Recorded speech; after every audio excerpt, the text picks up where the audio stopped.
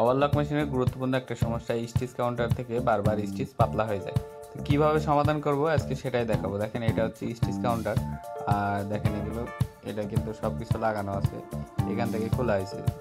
তো এইটার কিন্তু এই বলটা নতুন লাগাবো, এই বলের কারণে বলটা যখন ক্ষয় হয়ে যায় তখন এই সমস্যাটা হয়। দেখেন এখানে কিন্তু স্টিচ কাউন্টারে যে ধরে রাখে যে দুইটা জিনিস, দেখেন এখানে আছে যেটা, এইভাবে কিন্তু এই জিনিসটা লক হয়ে থাকে। তো এই দাঁত যখন ক্ষয় হয়ে যায় সেক্ষেত্রে কিন্তু এই সমস্যাগুলো হয়। তো এটা দেখেন পুরাতন, দাঁত ক্ষয় হয়ে গেছে যার কারণে এই সমস্যাটা হয়েছে।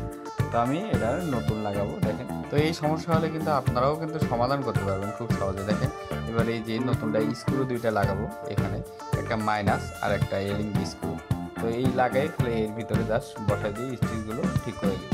তো দেখেন কীভাবে লাগাতে হয়, এই যে প্রথমে এইভাবে রুলারটা সুন্দরভাবে বসাই নেবেন, জাস্ট এইভাবে বসাই নিয়ে তারপরে কিন্তু ওর ভিতরে ঢোকা যায়। খুব ইজি, কিন্তু খুব ইজি। এভাবে বসাই নিয়ে সুন্দরভাবে দেখেন এখানে জাস্ট ওর ভিতরে এভাবে ঢুকাই দিবেন, যেভাবে আছে